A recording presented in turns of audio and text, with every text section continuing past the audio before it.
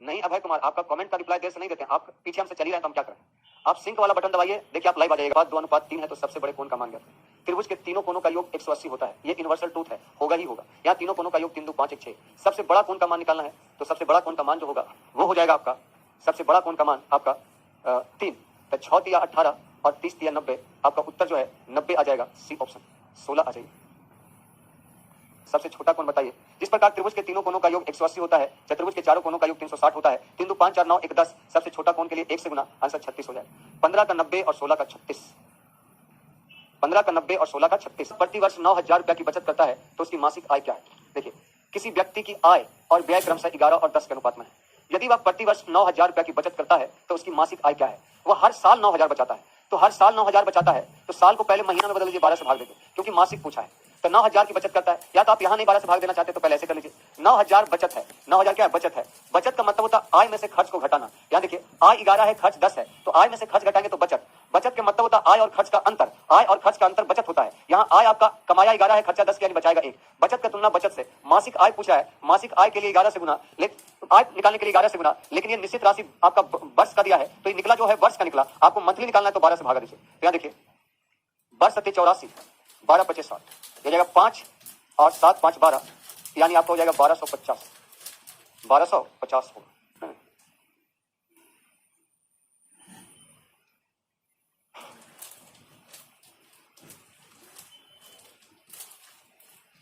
सही तो है। किसी व्यक्ति की आय तथा व्यय क्रमशः 11 और 10 के रेशियो में है, और वह अगर साल में 9,000 बचाता है, महीने में इतना बचाएगा। और यहाँ बचत कितना है, आय और खर्च 11 10, तो बचत 1 आएगा। बचत का तुलना बचत से। इनकम निकालना है तो 11 से गुना करेंगे। 6 दूना 12, 15 6 90, ये 175 बार में कट जाएगा। 750 गुना 11, 5 7 5 12, 1250 हो जाएगा। 11 7 77, 77 और 5 7 5 12 7 1 8, 8250 है।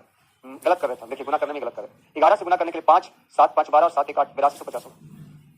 गुना में मिस्टेक था, 8250 होगा। 8250 आपका डी ऑप्शन, 8285 होगा। 75 गुना 11 करेगा तो 5 7 5 12, 7 1 8 ना होगा, हम 7 5 12 डायरेक्ट लिख रहे थे। 8250 होगा। ट्यूबलाइट और 3 बल्ब की कीमत 260 रुपया है, ध्यान दीजिएगा। 4 ट्यूबलाइट और 3 बल्ब की कुल कीमत 260 रुपया है। एक ट्यूबलाइट और एक बल्ब की कीमत 5 और 2 के रेशियो में है। एक ट्यूबलाइट और एक बल्ब की कीमत 5 2। आपका निश्चित राशि जो है यहाँ, वो 4 ट्यूबलाइट और 3 बल्ब का कीमत बता रहा है, और ये एक ट्यूबलाइट और एक बल्ब का कीमत है। तो पहले बताइए, 4 ट्यूबलाइट का कीमत 5 चौका 20 और 3 बल्ब का कीमत 3 दूना 6, तो 20 6 26 हो गया। तो 260 का तुलना 26 है। आपसे एक ट्यूबलाइट और 6 बल्ब का कीमत पूछ रहा है, तो एक ट्यूबलाइट का मतलब आपका 5 हो गया, और 6 बल्ब का मतलब 6 दूना 12 हो गया, तो 12 5 17, ये कट जाएगा, आंसर 170 हो जाएगा। अगर आपको समझ में नहीं आया तो जरूर बोलिए। संतरा के मूल्यों में 3 5 और 8 का अनुपात। सेब, आम और संतरा के मूल्यों में 3 अनुपात 5 अनुपात 8 है। सेब, आम और संतरा के मूल्य का रेशियो 3 5 और 8 है। एक सेब और एक संतरा का कुल मूल्य 22 रुपया है। एक सेब और एक संतरा का मूल्य 22, एक सेब 3, एक संतरा 8, 8 3 11, 22 का तुलना 11 से करा है। 5 सेब 2 आम और 4 संतरा। 5 सेब के मतलब 5 3 15, 2 आम के मतलब 5 दूना 10 और 4 संतरा के मतलब 8 चौका 32। तो टोटल हो गया आपका कितना, देखिए 5 2 7, निकालना इसी को है। 3 1 4 1 5, यानी 57 से गुना करेंगे। 11 दूना 22, 7 दूना 14, 5 दूना 10, 1 11, आंसर हो जाएगा 114, ऑप्शन आपका बी। कोण 2 अनुपात 3 अनुपात 4 के अनुपात में। एक त्रिभुज का कोण 2 अनुपात 3 अनुपात 4 के अनुपात में। आप जानते हैं त्रिभुज के तीनों कोणों का योग 180 होता है। यहाँ 4 3 7 2 9 है। तीनों कोण का तुलना तीनों कोण से। यहाँ करा है सबसे छोटा कोण का दुगना और दूसरा सबसे बड़े कोण का तिगुना का योग क्या होगा। यानी आपको निकालना सबसे छोटा कोण का दुगना, तो सबसे छोटा कोण ये है, इसका दुगना 4। दूसरा नंबर का बड़ा कोण का तिगुना, तो दूसरा नंबर में बड़ा ये है, क्योंकि पहला नंबर में बड़ा ये है। दूसरे नंबर में बड़ा, यानी दूसरा बड़ा जो है उसकी बात करा, सबसे बड़ा नहीं, दूसरा नंबर का बड़ा, और इसका तिगुना, तो तिगुना 3 3 हो जाएगा, यानी दोनों मिला के 9 4 13 से गुना कर दीजिए, इसी को निकालना है। 13 गुना 26 260, आपका आंसर हो जाएगा बी ऑप्शन। ठीक है, तो इसको 1 से 20 तक मैंने बता दिया है। अब आप लोग जो है आगे बना लीजिएगा। आज हम लोग अपना सफर 21 से शुरू करते हैं। चलिए, लिखा हुआ है एक चतुर्भुज के कोण 6 अनुपात 3 अनुपात 4 अनुपात 5 के अनुपात में है। एक चतुर्भुज है जिसका कोण 6 अनुपात 3 अनुपात 4 अनुपात 5 के अनुपात में है, और लिखा है एक त्रिभुज का सबसे छोटा कोण चतुर्भुज के सबसे बड़े कोण का 1/4 है, और त्रिभुज का सबसे बड़ा कोण चतुर्भुज के दूसरे सबसे बड़े कोण से 10 डिग्री अधिक है। तो त्रिभुज का दूसरा सबसे बड़ा कोण कितना है। तो सबसे पहले आप एक चीज का ख्याल रखिएगा कि हम चतुर्भुज के चारों कोण को निकालेंगे। चतुर्भुज के चारों कोणों का योग 360 डिग्री, यहाँ चारों कोणों का योग 5 4 9 3 12 6 18, चारों का तुलना चारों से, और सभी कोण निकालना है तो 6 3 4 5 से गुना करेंगे। 18 दूना 36, 20 6 20 से, 20 3 60, 20 चौका 80, 20 25 100। यहाँ तक आपने जो किया है वो किया है चतुर्भुज के चारों कोण। अब मुझे त्रिभुज के तीनों कोण के बारे में जानना है। तो लिखा त्रिभुज का सबसे छोटा कोण चतुर्भुज के सबसे बड़े कोण का 1/4 है।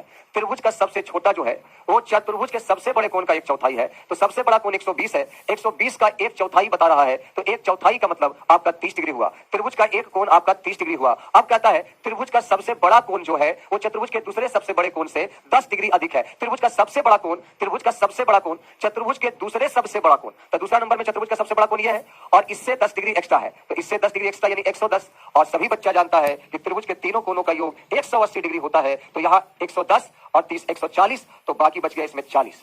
इसमें कितना बच गया 40। तो चतुर्भुज के चारों कोणों का योग तो त्रिभुज के तीनों कोणों का योग 180 आ जाएगा। तो इस कोण का मान क्या डिग्री हो जाएगा 40 डिग्री, और 40 डिग्री आपका ऑप्शन नन ऑफ दीज हो जाएगा। त्रिभुज का कोण तो जैसे ऐसा है तो चतुर्भुज के सारा कोण निकाल लीजिए पहले। अब कोई बच्चा कह रहा है वो 360 कहां से आया। अब बताइए कितना नादान है, ये मासूम है, इसको कुछ जानकारी नहीं है दिन दुनिया का। चतुर्भुज के चारों कोणों का योग 360 डिग्री होता है। ये यूनिवर्सल ट्रूथ है कि दुनिया का कैसा भी चतुर्भुज है उसके चारों कोणों का योग 360 डिग्री होता है। चतुर्भुज जैसे लिखाया उसका चारों कोणों का योग 360। तो चारों कोण का योग 360 निश्चित राशि है इसमें। यहाँ चारों कोणों का योग 5 4 9 3 12 6 18। चारों कोण का तुलना चारों कोण से, और सभी कोण का मान अलग अलग निकालना है 6 3 4 5। तो 20 6 20 से 20 3 60 20 80 20 100। अब कहता है त्रिभुज का सबसे छोटा कोण चतुर्भुज के सबसे बड़े कोण का 1/4 है। तो चतुर्भुज के सबसे बड़े कोण का 1/4 यानी 30 डिग्री हुआ। और त्रिभुज का सबसे बड़ा कोण चतुर्भुज के दूसरे नंबर के बड़े कोण से 10 डिग्री अधिक है। तो चतुर्भुज के सबसे बड़ा कोण एक नंबर में यह है, 2 नंबर में यह है, इससे 10 डिग्री ज्यादा है त्रिभुज का कोण। और त्रिभुज के तीनों कोणों का योग 180 डिग्री उसी प्रकार यूनिवर्सल ट्रूथ है जैसे चतुर्भुज के चारों कोणों का योग 360 होता है। ये तय है। तो ये 180 डिग्री होता है टोटल। एक कोण 30 डिग्री, एक कोण 110 डिग्री, तो बाकी बच गया क्या डिग्री 40 डिग्री। दोनों को घटा दीजिए 110 30 140 इसमें से 140 घटाएंगे तो बाकी कितना बचेगा 40 ही बचेगा ना। तो इसलिए त्रिभुज का तीसरा कोण 40 डिग्री हो। आंसर में नहीं है तो नन ऑफ दीज होगा। 624 रुपया को ए बी तथा सी में 1/2 1/3 और 1/4 के अनुपात में बांटने पर सी का भाग पूछा है। तो पहले तो एबीसी का रेशियो निकालिएगा और ये सब निकालना जानते हो। हर कैल्शियम से सबको गुना करेंगे तो 2 3 4 कैल्शियम 12 12 लाने के लिए 2 में 12 लाने के लिए 6 से गुना, 3 में 4 से गुना, 4 में 3 से गुना। अब आपसे पूछा है कि 624 रुपया को 3 भागों में बांटे, तो 624 रुपया को 3 भागों में बांटेंगे 6 4 10 3 13। और आपसे पूछा है बी का भाग बताइए, तो 24, तो 13 चौका 52 और 13 8 74 से 13 चौक 52। और किसका हिस्सा पूछा सी का पूछा तो 3 से गुना होगा ना, और 3 से गुना होगा तो 144 आंसर होगा। ऐसे आप जैसे बोला तो सी निकालना, तो सी निकालने में 3 से गुना करते, और 3 से कटने वाला ये नहीं था और ये नहीं था, तो नहीं ये भी था, यानी तीनों ऑप्शन पे मैच कर रहा था, तो इसको सोल्व करना जरूरी था, तो इसलिए इसको पूरा सोल्व करना पड़ा। वक्त भी होता है, समय भी होता है एग्जाम में, जब मर्जी करे आराम से नहीं बनाएंगे। एक त्रिभुज के भुजा को 1 अनुपात 2 अनुपात 1/2 अनुपात 1/3 अनुपात 1/4 के अनुपात में बांटा गया है। तो सबसे पहले हर कैल्शियम लेंगे 12, 12 में 12 लाने के लिए 2 में 6 से गुना, 12 लाने के लिए 3 में 4 से गुना, 12 लाने के लिए 4 में 3 से गुना। और त्रिभुज का परिमाप दिया है 52, और ये त्रिभुज का भुजाएं हैं। आप ध्यान दीजिए, अगर ये त्रिभुज है और इसका भुजा का योग ही आपका परिमाप कहलाता है। त्रिभुज के तीनों भुजाओं को जोड़ने पर जो वैल्यू आता है उसको ही पेरीमीटर यानी परिमाप कहते हैं। तो यहाँ तीनों भुजाओं का योग 52 है, यहाँ तीनों भुजाओं का रेशियो 6 4 10 3 13 है। तो तीनों भुजाओं का योग का तुलना तीनों भुजाओं के योग से सबसे छोटी भुजा कितनी लंबी होगी, तो सबसे छोटी भुजा 3 लंबी है। 13 चौका 52 4 तिया 12, इस क्वेश्चन का आंसर सी होगा। और यहाँ देखिए ये सेम इसी रेशियो से है, तो इसी रेशियो का यूज कर लीजिए ना एक बार और। यहाँ आपका ए का हिस्सा बी से 400 अधिक है, ए का हिस्सा बी से 2 अधिक है, कुल धनराशि कितना है, तो कुल धनराशि 13 है। आपका आंसर हो जाएगा 13 दूना 2600। और पता है इस क्वेश्चन को तो बिना तुलना किए बना सकते थे, क्योंकि 1/2 1/3 1/4 में रेशियो हो जाएगा 6 अनुपात 4 अनुपात 3। और आपसे पूछा कुल धनराशि 6 4 10 3 13, यानी 13 से गुना करते, और 13 एक प्राइम नंबर था, तो इस टाइप के क्वेश्चन का आंसर बिना सोल्व किए दे सकते थे। तो 13 से गुना करने पर वही आंसर रह जाएगा, आएगा जो 13 से कटेगा, तो 13 से ये नहीं कटता, ये नहीं कटता, ये नहीं कटता, डायरेक्ट ये कटता है। तो इस सवाल में आप इससे बच के डायरेक्ट आंसर ला सकते हैं बिना सोल्व किए हुए। तो आपका आंसर जो होगा इसमें वो होता सी और डी। इसका आंसर क्या होता सी और डी हो। 7800 रुपया को राम श्याम तथा मोहन के बीच क्रमशः 6 9 12 के विलोमा अनुपात। विलोमा अनुपात क्या होता है, विलोमा अनुपात मतलब होता है रिवर्स। जैसे 6 का रिवर्स 1/6 होता है, 9 का रिवर्स 1/9 होता है, 12 का रिवर्स 1/12 होता है। तो 6 9 12 का रिवर्स इस अनुपात में बांटा गया है। तो जल्दी से इसका ऐसे लीजिए 36 लाने के लिए 6 से गुना, 4 से गुना और 3 से गुना। यहाँ टोटल 7800 है, यहाँ टोटल आपका 13 है। आपसे पूछा है मोहन का हिस्सा क्या होगा, तो मोहन का हिस्सा 3 से गुना होगा, और आपका आंसर होगा 13 6 78 और 6 तिया 1800। और आपका जो उत्तर होगा वो उत्तर तो यही होगा, वो उत्तर यही होगा। तो एक का उत्तर तो ए आ गया। और दूसरा देख लेते हैं। एक व्यक्ति 33,000 रुपया अपनी पुत्री पत्नी और पुत्र में इस प्रकार बांटा है कि अपनी पुत्री का 1/2 भाग, डॉटर का 1/2 हिस्सा, आपका कह रहा है पत्नी का 1/3 हिस्सा, वाइफ का 1/3 और पुत्र का सन का 1/5 हिस्सा, ये सब आपस में बराबर है। आप में से सबका रटा हुआ है, बराबर रहेगा तो कोफिशिएंट उलट जाएगा, 2 3 5 हो जाएगा। बराबर रहेगा तो कोफिशिएंट 1/2 से 2/1, 1/3 से 3/1, 1/5 से 5/1, वटा में 1 का कोई वैल्यू नहीं। यहाँ टोटल कह रहा 33,000 की धनराशि है, यहाँ 33,000 है टोटल, 33,000 है टोटल, 33,000 नहीं, 3,30,000 है। 3,30,000, यहाँ 5 3 8 2 11 है। अब पुत्री का भाग पूछा है डॉक्टर का, तो आप 2 से गुना करेंगे तो 11 3 33 और 3 दूना 6 यानी 60,000 आएगा। तो 60,000 आने के मतलब बी ऑप्शन। तो आप आंसर देते ए और बी। ए मतलब 25 का आंसर हम समझ जाते हैं 5। अच्छा ये 1/4 है। अच्छा कि ये सही है, फिर भी आंसर सही होगा, आंसर एकदम सही होगा। 5 4 9 11 है। चलिए संजोग है कि जोड़ के हम 11 ही बोल दिए, 11 ही है। श्याम के पास कुल 2440 रुपया है। अब वो दिख नहीं रहा, क्या क्या करें, दिख नहीं रहा है ना, तो लो बड़ा कर देते हैं आंसर। तो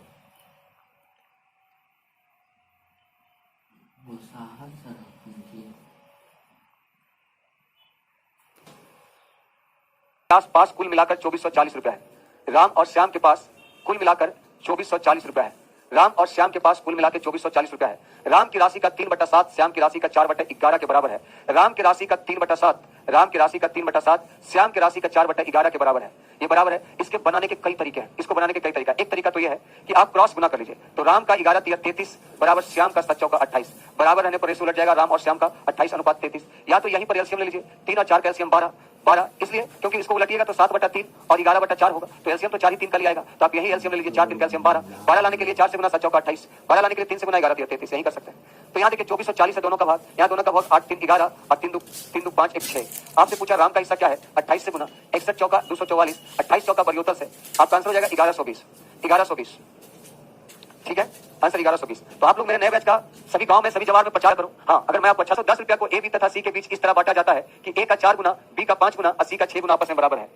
ए का 4 गुना, मन से हम आपको टाइम नहीं दे पा रहे हैं क्योंकि आप लोग मुझे फंसा लेते हो गप में, तो कल से हम आप लोग का शेड्यूल चेंज करते हैं। रुकिए, ए का 4 गुना, बी का 5 गुना, बी का 5 गुना, सी का 6 गुना, सी का 6 गुना, ये सब के सब आपस में बराबर है। ए का 4 गुना, बी का 5 गुना और सी का 6 गुना आपस में बराबर है। तो या तो आप इसको ऐसे कर लीजिए, अगर 2 या 2 से अधिक राशि आपस में बराबर रहेगा तो उसका कोफिशिएंट उलट जाएगा, 1/4 1/5 और 1/6 हो जाएगा। एलसीएम हो जाएगा आपका 120 यानी 60 ही हो जाएगा। तो 60 लाने के लिए 15 से गुना, 60 लाने के लिए 12 से गुना, 60 लाने के लिए 10 से गुना। या आप यहीं पर एलसीएम ले सकते थे, 4 5 6 का एलसीएम 60, 60 लाने के लिए 15 से गुना, 15 चौका 60, 12 25 60 और 10 6 60। यहाँ कह रहा है टोटल 1110 रुपया है, टोटल 1110 है। यहाँ टोटल आपका हो जाएगा 37 टोटल का तुलना टोटल से बी का हिस्सा निकालना है 12 से गुना, 37 से 3 बार में कट जाएगा, 12 3 36। आपका जो उत्तर होगा वो 360 होगा, आपका उत्तर होगा 360 होगा। ए बी तथा सी के मध्य इस प्रकार बांटा गया है कि ए का 2 गुना, बी का 4 गुना, ए का 2 गुना, बी का 4 गुना और सी का 5 गुना आपस में बराबर है। ए का 2 गुना, बी का 4 गुना और सी का 5 गुना आपस में बराबर है। अब देखिए बराबर है तो पहले रेशियो निकाल दीजिए, एलसीएम हो जाएगा 20, 20 लाने के लिए 10 से गुना, 20 लाने के लिए 5 से गुना, 20 लाने के लिए 4 से गुना। अब गौर से देखिए लिखा है बी तथा सी के भागों का कुल योगफल ए से 220 का कम है, तो कम या अधिक मतलब अंतर होता है। तो बी तथा सी के भागों का कुल योगफल 9 है और ए 10 है, तो 9 10 से कितना कम है 1। बी तथा सी के भागों का कुल योगफल, बी और सी का कुल योगफल 9, ए से कितना कम है 1। अब कह रहा है बी के भाग का 2 गुना सी से कितना अधिक है, तो बी का भाग का 2 गुना, तो 5 का 2 गुना 10, 10 4 से कितना अधिक है, तो 6 अधिक है। आंसर हो जाएगा 1320, आंसर हो जाएगा 1320। इसमें एक कारीगर द्वारा किए गए उत्पादन का 40% दूसरे कारीगर द्वारा किए गए उत्पादन के 60% के बराबर है। देखिए मान लिया जाए पहला कारीगर का नाम हम ए दे दिए और दूसरा कारीगर का नाम बी दे दिए। अब पहले कारीगर के उत्पादन का 40%, पहले कारीगर का उत्पादन का 40% दूसरे कारीगर के उत्पादन के 60% के बराबर है। दूसरे कारीगर के उत्पादन के क्या परसेंट के बराबर है, 60% के बराबर है। ये बराबर कर दीजिए, परसेंट से परसेंट खत्म, 20 3 60 और 20 2 40, यानी ये जो रेशियो होगा वो 3:2 होगा। यहाँ कह दूसरा कारीगर 48 किताब बनाया है, यहाँ दूसरा कारीगर 2 बनाया, पहला कारीगर कितना बनाया 3 से गुना, आंसर हो जाएगा 24 3 72, आंसर हो जाएगा कितना 72, ऑप्शन आपका बी। में एक व्यक्ति द्वारा किए गए उत्पादन का 33.1/3% दूसरे व्यक्ति द्वारा किए गए उत्पादन का 50% है। तो सबसे पहले देखिए 50% है, तो सबसे पहले देखिए दो व्यक्ति है ए और बी। आप अगर कैलकुलेशन का वीडियो देखे होंगे तो उस कैलकुलेशन के वीडियो में मैंने परसेंटेज का कैलकुलेशन भी समझाया है और इसमें लिखा हुआ है एक व्यक्ति द्वारा किए गए उत्पादन का 33.1/3% अर्थात 1/3।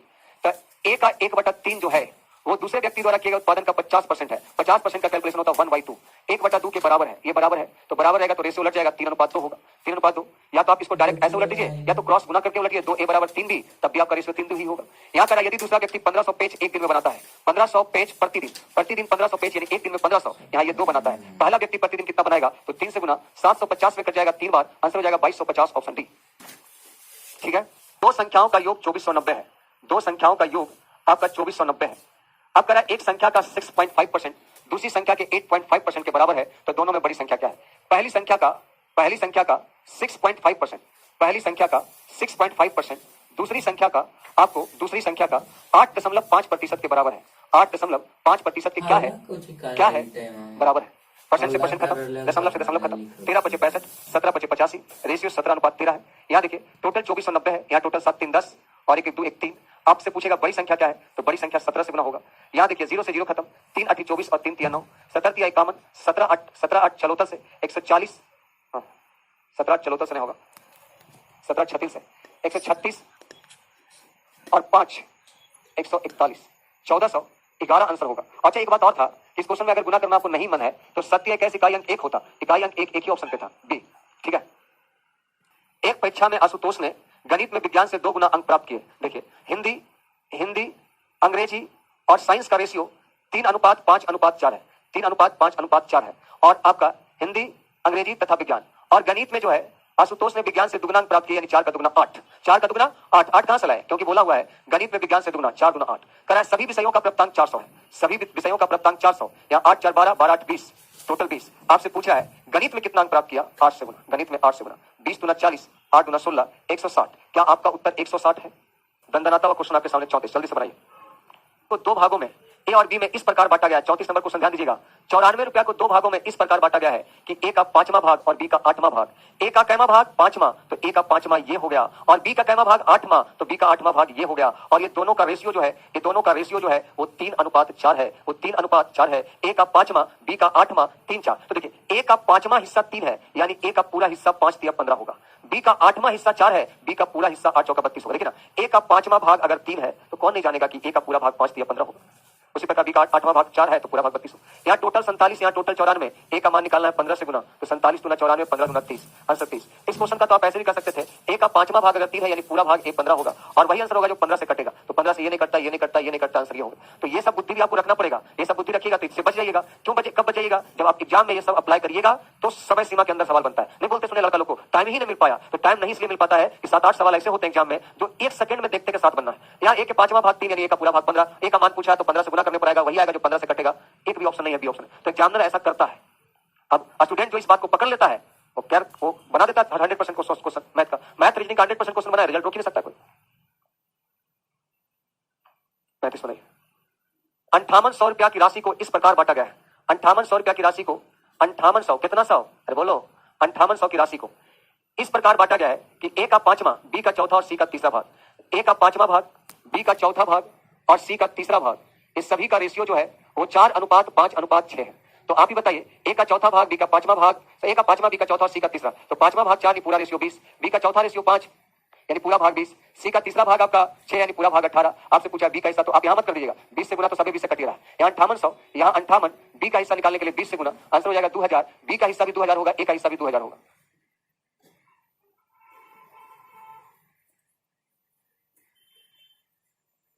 चलिए 36 37 38 39 और 40, 41 42 43 44 45 46 36 में ध्यान दीजिए। अब गप नहीं, अब सीधा क्वेश्चन पे आ जाइए। क्वेश्चन क्या है, जब 1 गैलन में 20 लीटर दूध डाला जाता है तो गैलन का 3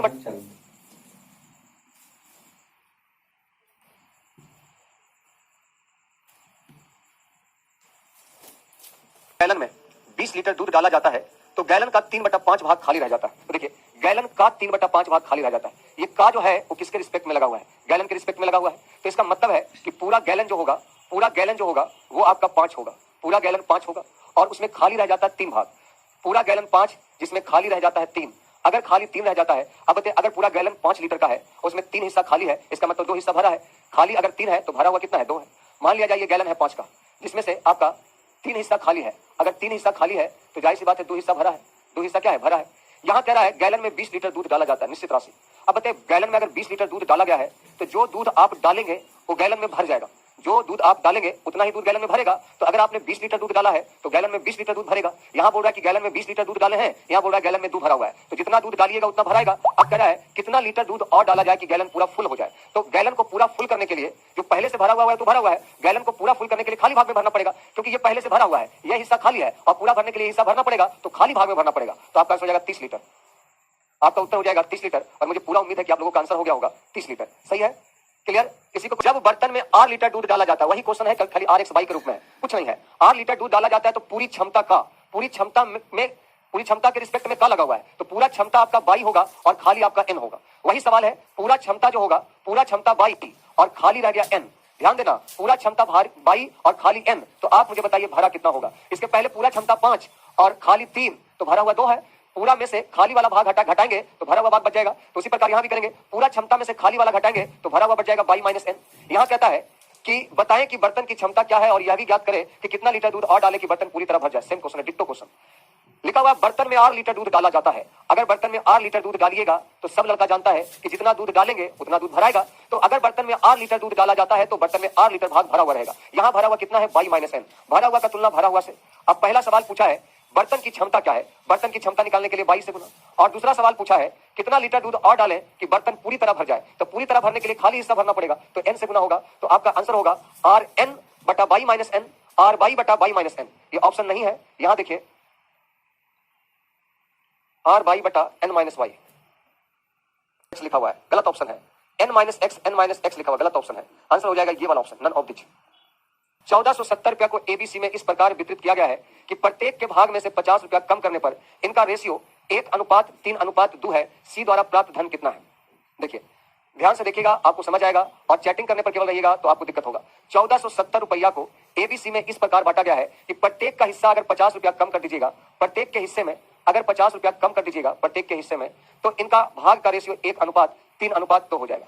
प्रत्येक हिस्से में 1470 रुपया कम करिएगा तो एबीसी का भाग जो होगा वो आपका रेशियो 1:3:2 होगा। तो ध्यान दीजिए, तो यहाँ पूरा 150 कम कर दिया। पूरा कितना कम कर दिया, 150। तो आप पहले 1470 में 150 कम कर दीजिए। तो 150 कम कर दीजिएगा तो 1320 आ जाएगा। ये कितना आ जाएगा, 1320 आ जाएगा। यहाँ कम करने के बाद 1320 है और यहाँ कम करने के बाद 1:3:2 है, तो इसका तुलना 6 से कर दीजिए। अब आपसे पूछा है सी का हिस्सा निकालिए, तो सी के लिए 2 से गुना करेंगे, तो 6 दूना 12, 6 दूना 12, 440। ये आंसर गलत होगा क्योंकि आपने इसमें सी में 50 रुपया कम कर दिया था, तो वापस से 50 जोड़ेंगे तब आपका सही उत्तर आएगा और आपका आंसर 490 होगा। चलिए एक बार फिर से समझाते हैं आपको।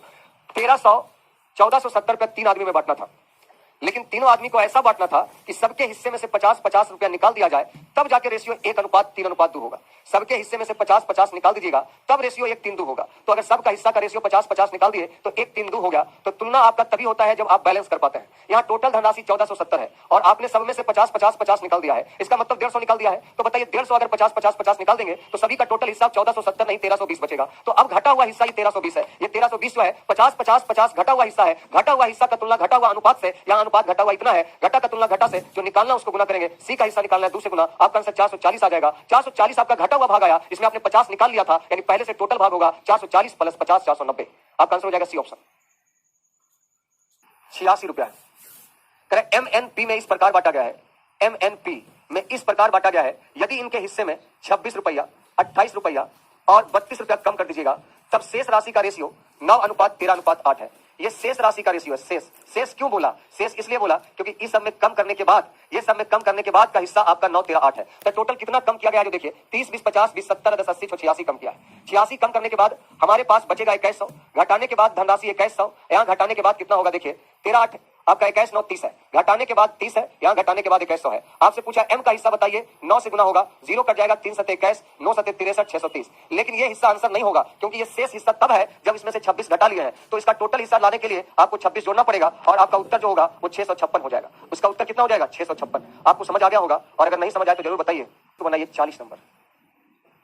देखिए 3 देवियां हैं, अनु, श्रेया तथा रीतिका। देखिए अनु, श्रेया और रीतिका को 671 रुपया इस प्रकार बांटा गया है कि अगर इनके हिस्से में 3, 7 और 9 की इस बार कमी नहीं, इस बार वृद्धि करने की बात किया है, तो इसमें 3 रुपया वृद्धि कर देने के बाद, इसमें 7 रुपया वृद्धि कर देने के बाद और इसमें 9 रुपया वृद्धि कर देने के बाद इनका रेशियो 1:2:3 हो जाता है। तो ये रेशियो 1, 2, 3 तब होता है जब इनको इनके भाग में वृद्धि कर दिया जाए। तो अगर इस बार कमी नहीं किया, वृद्धि किया, तो इस बार आपको जोड़ना पड़ेगा। यहाँ 19 आपको जोड़ना पड़ेगा, तो 19 जोड़ेंगे क्योंकि वृद्धि करने के बाद ये रेशियो है, तो ये आपका हो जाएगा 690। वृद्धि करने के बाद ये 690 हो जाएगा, यहाँ वृद्धि करने के बाद ये 6 हो जाएगा। आपसे पूछा अनु का भाग 1 से गुना करेंगे, तो 6 कम 6 115 हो जाएगा। तो 115 आपका वृद्धि करने के बाद आया है। 115 कब आया, जब आपने वृद्धि किया। तो वास्तविक में तो इसका 3 रुपया कम होगा, तो वास्तविक जो हिस्सा होगा इसका 3 रुपया कम होगा। आंसर 112 हो जाएगा।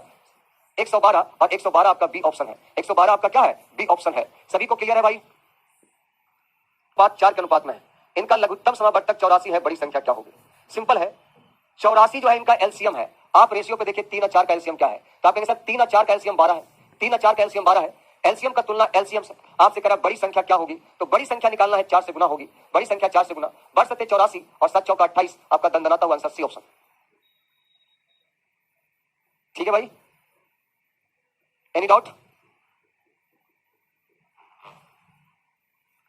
इस क्वेश्चन को बनाइए, इस क्वेश्चन को।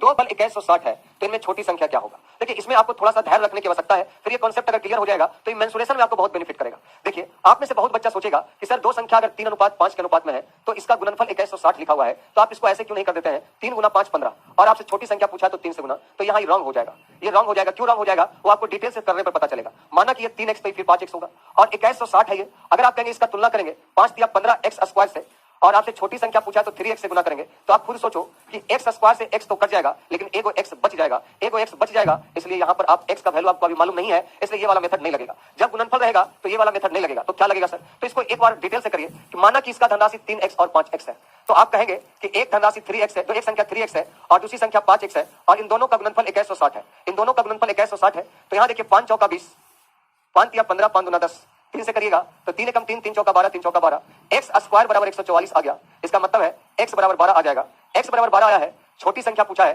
तो छोटी संख्या हो जाएगा 12 या 36। इसका दूसरा कोई उपाय सर? बिल्कुल दूसरा उपाय है। देखिए ये x स्क्वायर बराबर 144 है, x का मान आप कैसे निकालें? x स्क्वायर बराबर 144 है, x का मान आप अंडर रूट करके निकालें, x का मान आप क्या करके निकालें? अंडर रूट करके निकालें।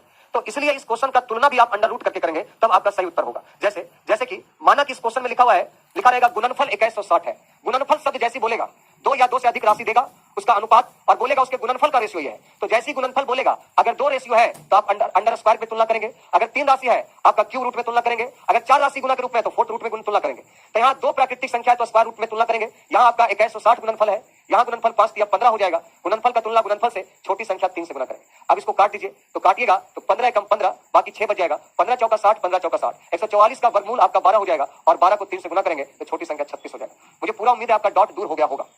4:5 है और इनका गुणनफल 18144 है। जैसे ही आपका गुणनफल दिया है 3 संख्या, तो इसका तुलना करेंगे क्यूब रूट से, क्यूब रूट से। इन तीनों का गुणनफल 18144 है, यहाँ तीनों का गुणनफल हो जाएगा 4 या 12, 12 गुणनफल का तुलना गुणनफल से, और सभी संख्या निकालना है तो जो कैलकुलेशन आएगा उसमें एक बार 3 से गुना, एक बार 4 से गुना, एक बार 7 से गुना। ठीक है, और ये ऑप्शन तो ऐसे काट दीजिए, होगा ही नहीं, क्योंकि तीसरी संख्या 7 से गुना करना है तो जो भी आएगा 7 का मल्टीपल होगा, इसलिए तो होता ही नहीं, ये ऑप्शन छाट दीजिए। यहाँ देखिए 84 से अगर काटेंगे तो देखिए क्या होगा, 84 से अगर काटिएगा तो कितना बार कटेगा?